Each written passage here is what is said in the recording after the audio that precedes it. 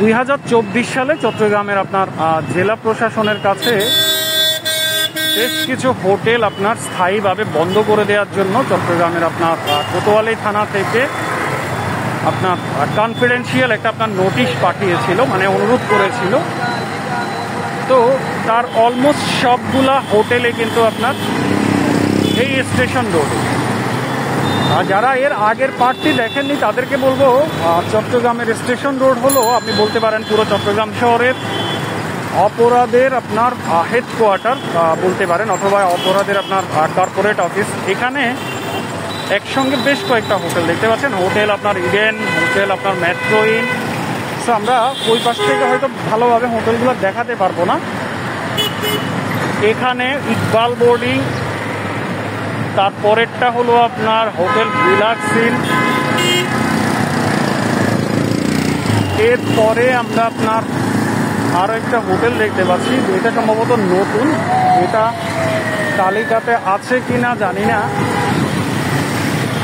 The Alina hotel and sweets, এখানে একটা hotel. আপনি যখন এই রাস্তায় হাঁটবেন, মানে আপনার স্টেশন রোড থেকে নিউ মার্কেটের আগ পর্যন্ত, বলে রাখি আপনার মোবাইল ফোন, মানি ব্যাগ খুবই সতর্ক রাখবেন। পাশাপাশি মহিলারা যারা এই রাস্তায় চলাফেরা করেন তারা, আপনি দেখবেন যে আপনি হয়তো রাস্তা দিয়ে মানে রিক্সায় যাচ্ছেন, রিক্সা চালক কিছু দূর দিয়ে থামলো এবং সেখান থেকে একটা আপনার স্বর্ণের কোনো একটা বিস্কিট নিল, সাথে একটা চিঠি থাকতে পারে, এবং সে আপনাকে বলতে পারে যে স্বর্ণ দিয়ে আমি কি করব, দেখেন তো চিঠিতে কি লেখা আছে, আমি তো পড়তে জানি না। সেখানে হয়তো চিঠিতে বলা আছে যে মানে 2 ভরি 3 ভরি 4 ভরি আপনার স্বর্ণ দেয়া হলো কাউকে, আপনার হয়তো বিয়ের উপহার সামগ্রী তৈরি করার জন্য, বিয়ের গয়না তৈরি করার জন্য।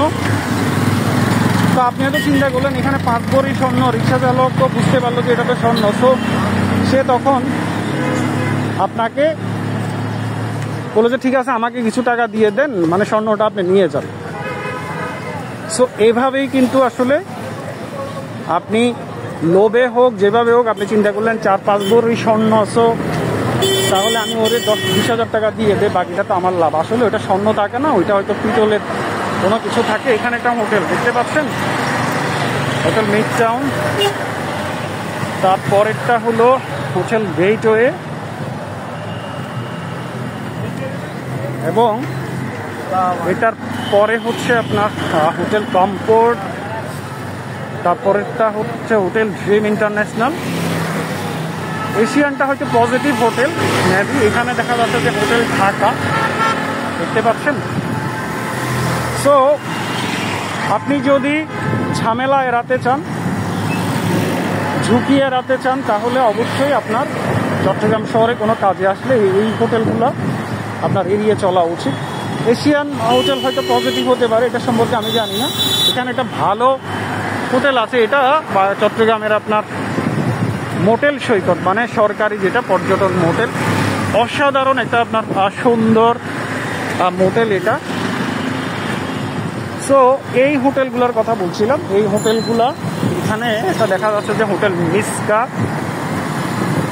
আপনি ফ্যামিলি নিয়ে, মানে আমি যদি এক কথায় বলি, ফ্যামিলি নিয়ে আপনি কখনোই এইসব হোটেলে আপনি উঠবেন না। ওখানে ওই যে উপরে একটা দেখতে পাচ্ছি যে hotel heart of city. So এই লাইনে মানে বিআরটিসি স্টেশন থেকে নিউ মার্কেটের আগ পর্যন্ত এখানে সব হোটেল হয়তো মানে 2-1টা বাদে, যেমন এশিয়ান যেটা দেখতে পাচ্ছি সেটা, অথবা আমরা পূর্বে যে গোল্ডেন ইন দেখে আসলাম, এটা অবশ্যই পজিটিভ। এটা তো আপনার হোটেল সৈকত, যেটা বাংলাদেশ পর্যটন কর্পোরেশনের। এটা অসাধারণ আপনার চমৎকার একটা ডিজাইন, চমৎকার একটা বিল্ডিং। এটার পরিবেশও, এটার ভেতরের পরিবেশও কিন্তু অসাধারণ।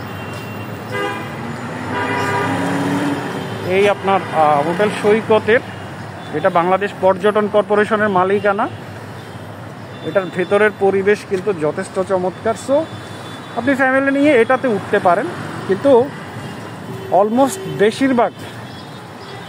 বেশিরভাগ এই আপনার বিআরটিসি থেকে, যেটা বলছিলাম যে নিউ মার্কেটের আগ পর্যন্ত, এই হোটেলগুলোর বিষয়ে আপনাকে খুব সতর্ক সচেতন থাকতে হবে। কারণ যে কোনো সময় যে কোনো দিন এই হোটেলগুলোতে রেড করতে পারে নিরাপত্তা বাহিনী, এবং আপনি হয়তো পজিটিভ মানুষ, কিন্তু অনেক উটকো ঝামেলা, আপনার ইজ্জত সম্মানের বিষয়ে কিন্তু আপনার ঝুঁকি তৈরি হতে পারে। সো সতর্ক থাকবেন। এবং মহিলারা যারা এই রাস্তায় ট্রাভেল করবেন রিক্সায় বা সিএনজিতে, কখনো আপনার সামনে যদি কোনো স্বর্ণের আপনার বিস্কিট, চিঠি এই জাতীয় বিষয়ে যদি আপনার সামনে উঠানো হয়, তাহলে অবশ্যই সেটার ফাঁদে পা দিবেন না। চট্টগ্রাম শহরের অসংখ্য মহিলারা এই জাতীয় ফাঁদে পড়ে সর্বস্ব খুইয়েছেন। সো ভালো থাকবেন সবাই, আপনাদের ভ্রমণ নিরাপদ হোক এটি প্রত্যাশা করি। আসসালামু আলাইকুম।